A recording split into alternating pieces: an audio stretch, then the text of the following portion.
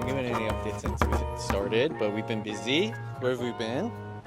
Where have we been? Yeah, We've where been have we been? everywhere. We've been in Montreal. We've been in Pittsburgh. We're going to be in Richmond. I mean, in October, we've been away from home more than we have been at home, and that means most of the time away from this place.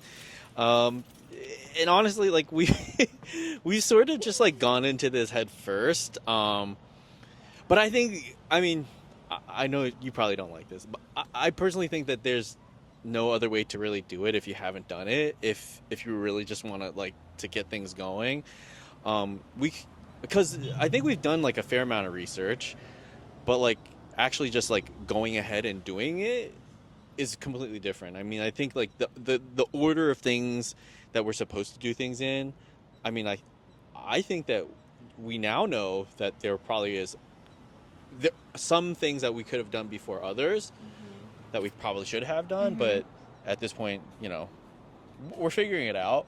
Where are we now? We're at the Paper Heart. No, I mean, like in terms of like where are we at with like the entire like process of getting this place ready? We just met with the interior designer, which was great. I thought it was fantastic, actually. Yep. I'm really excited to get started with her and hash out all the ideas in my head and turn that into our bookstore. She did bring an architect who was maybe a little bit more familiar or just like had some other thoughts in terms of permitting and things like that. So there are a lot of other things that we didn't consider or things that we had considered but didn't have answers for, and they already do have answers for. So this is just what they do. So, yeah, that's what they do. So I certainly think that like if as of today, if you had asked me what should we have done first, it probably was this, is to find this designer. And I think being a bookstore, at least, you know, a modern day bookstore, I think the most important thing is going to be figuring out what this inside space looks like, is to make it a bookstore that feels like a place that people want to be at. And also figuring out the cafe layout, right? That like an extra layer of complexity, but it also is an extra layer of a draw. So I think this is something that maybe we should have started with before you even started like demo or anything like that. We also met with a branding company. I actually think we should have met with them first. You think we should have met with them first? I think we should have met with them months ago to kind of hash out the color scheme for our bookstore, because I think that obviously plays a big part into the interior designer. Like, I gave her a color palette, but I think that the That's branding... funny. Yeah. I thought the inside color would be more like figuring out what would work inside the space first, and then letting the branding reflect what the inside feels like. That's how I think. I think the story starts with the branding, and then the inside is just is like elaborates on that. Interesting. I guess different. we'll find out. Very, very different. Okay. Because we're starting with both at the same time. Yeah, we pretty much are. I mean, technically we are. We haven't nailed down which branding company we want to go with and who's going to design our logo. So you know, still got to figure that out. Where else are we at? I think we're just still in the early stages of a lot of conversations with different people. Sure, right? sure. Custom cabinetry, woodworking people. Yeah, but you know, I mean, a good point from the interior designer is that anyone that's going to do millwork for us is going to want to see the layout before they give us a quote. So, I mean, that's another thing. I mean, I guess, yeah, we could figure out like who we want, who we like, and start reaching out to figure out like roughly, like if they can even give us a rough estimate of like how they price things out. Like that might work, but I think they're definitely not people that we have to be talking to. No. Yeah. No. We're also already reaching out to like makers, like different makers that we want to like sell products of in our store. So I mean, like, yeah, we're a bookstore. We're also going to be selling a lot of bookish things. Yep. So we want to make sure that we have exciting things that you're not going to be able to find at like any other. Definitely not Barnes and Noble. Definitely not Amazon. But I mean, might you find some of these people selling at other local small independent stores? Maybe. Yeah. But I think the curation part on our end is going to be very important, and so we're definitely starting conversations with some of those people. You've already started like thinking about like books, like what books? Obviously, bookstore, what books to sell. We have someone who is it? Like the distributor? It's a wholesaler. The wholesaler so is they're working on a list for us. our initial offerings, Mhm. right? And so there's that, and I think that that's mostly where we're at now. Like what's next for us is more discussions with the interior designer. They're going to send us a quote. Hopefully the quote is not astronomical. crazy. Way out of budget. Yeah. So there's that. That's like sort of next big upcoming spend. Can't think of anything else right now. I still want to continue visiting and exploring other local bookstores in the area. So let's talk about Montreal. Montreal was, we turned that into an exploratory sort of journey of looking at bookstores. Do you remember anything in your head, like, about places you liked, places you didn't like?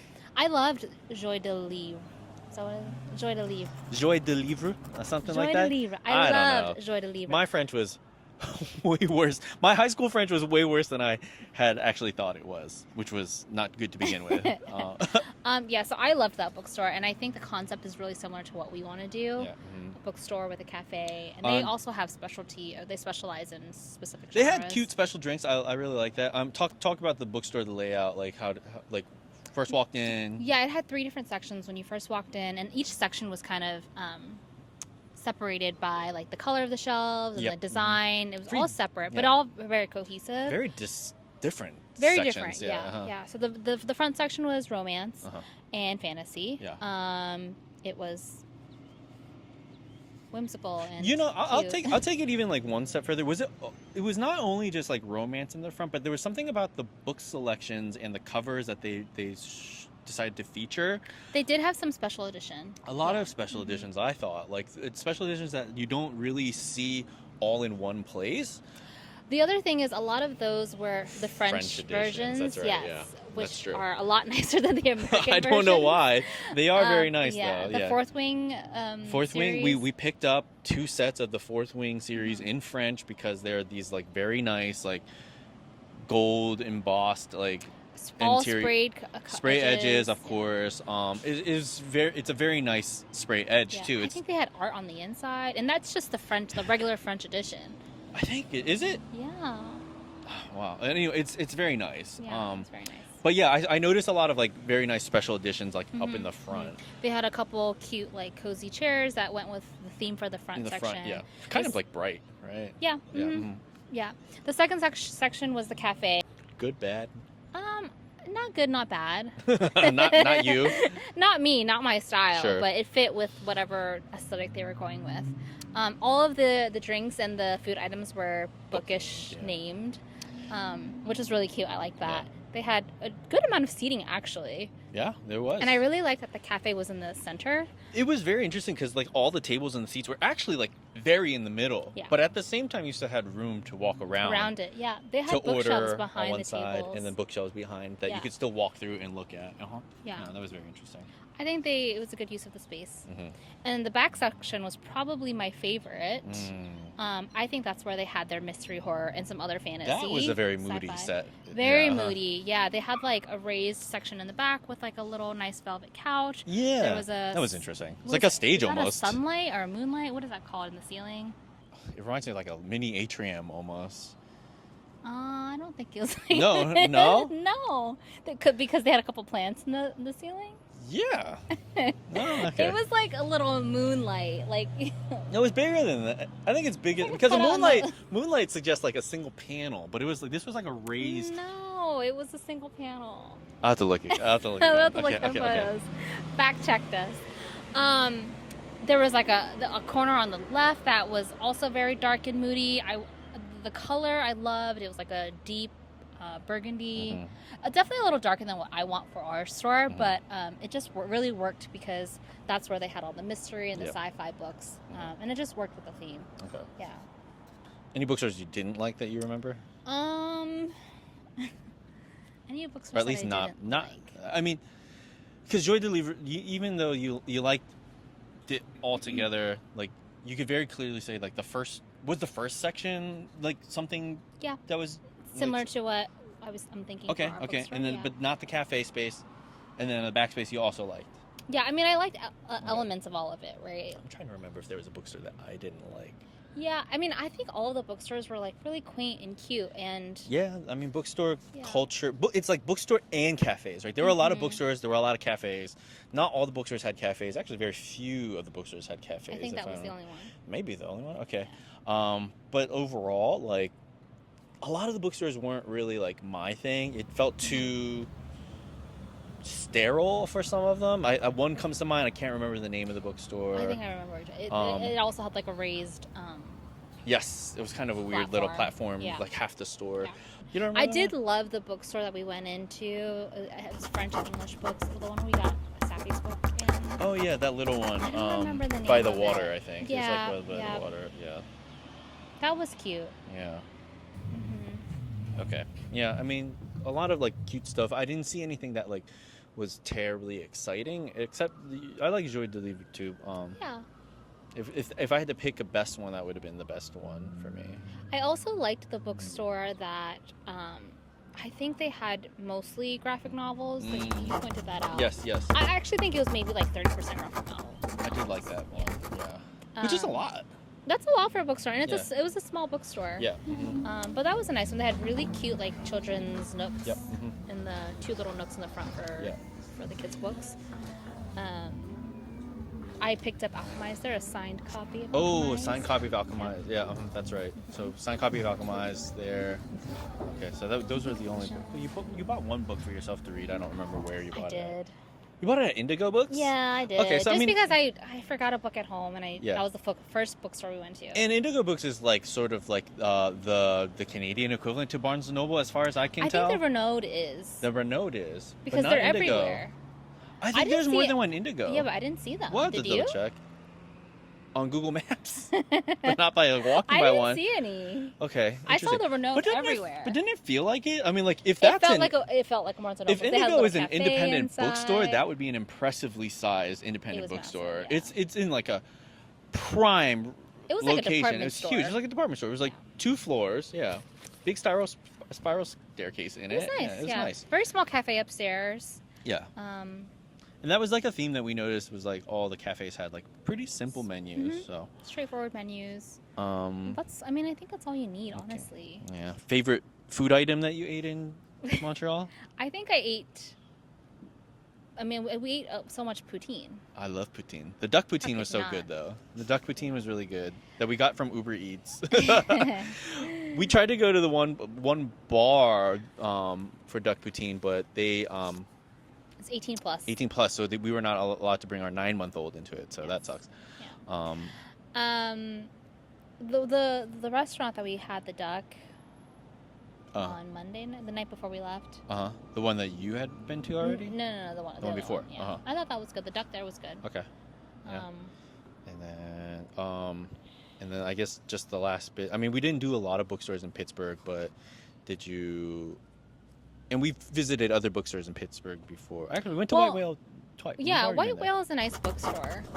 It's a bigger space than we have. Oh, it's way bigger. It's probably twice the size. Yeah, at least. At least, yeah. White Whale is a nice bookstore. Yeah, they have a really nice coffee bar. Yeah. Like the whole half of it's like dedicated to the coffee. Yeah. Yeah, pretty much. Yeah. What's up with anarchist bookstores? I don't know. Because we stumbled upon one in Pittsburgh and also in Montreal. we didn't go. Oh yeah, we kind of like peeked inside a little bit, but we were like, well, I was like, I don't think this is. Why? I mean, that's definitely not the bookstore we're kind of opening, but it was funny because like they're both kind of. I mean, they have the same vibe. The brand lines up with the vibe. So the interior, the decor. We didn't need to. okay, yeah, not for us. For research. Yeah, that's fine. Not this bookstore. So I guess what's the next update for everyone? I don't know. What are we trying to figure out now? I mean, like, I think obviously, like, we're thinking about events and what kind of events that's people. An ongoing thing. That will be an ongoing thing. So I mean, like, if anyone has ideas or like even our interior designer was like, I've always wanted to go to like a book bedazzling thing, right? And so we're like, it's already on our list. We have that on our list it's on coming. the to-do.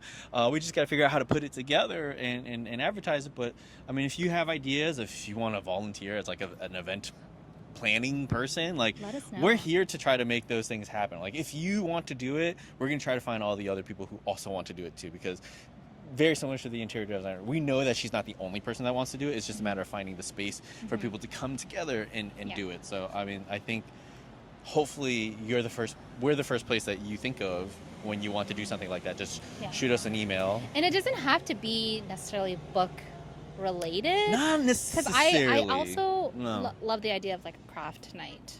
What was the one thing I sent you and you were like, that's not book related, thrifting, paintings. Oh, thrift and painting like ghosts in it for Halloween. Like I would like to buy a bunch of like thrifted paintings and have people just come in and like draw, paint things on it. Like I think we were seeing the ghost one, for Halloween. Obviously, by the time we open, Halloween will be long gone, but things like that.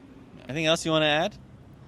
Excited? Yeah. This was. I think you were very excited. I was very excited for this meeting today, and it just makes it feel like more it's happening. real. Yeah, it's happening. It's very. I mean, we really just kind of everything happened so quickly with the bookstore. I wanted it to happen pretty quickly. I am taking paternity leave, but I think we want to make the most of the paternity leave. Like realistically, on the day-to-day basis, it's going to be you. I'm still going to be working after the paternity leave and after the bookstore opens, but I want to be as involved as possible. But realistically, this it's definitely our passion project. But I think at the end of the day, it is like more of a product from your mind than mine. So. So having you be able to focus on it and like really like you put together a mood board for the interior designer. I think it wasn't easy necessarily, but like I think you enjoyed it. I think it was a fun exercise. And the designer loved it, so it was very helpful for them. So, but other than that, like I guess whatever the next update is going to be very exciting.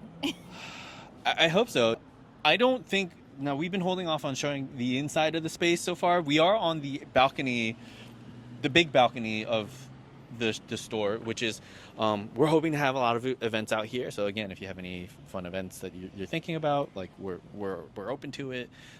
We will have this. If you want to reserve the space for your event, yes, a private event, please let us know. We'll be happy to have you rent out the space from us if you need to. So, but yeah, when we're ready, I think. Maybe like a month from now, honestly, like we'll be ready to show the inside of the space. But friends, family might get some private viewings of the space early. But until next time. What's that? You got a catchphrase? Do I have a catchphrase? Yeah. That I want to share with the world? Yeah. No. No? No. Okay, bye.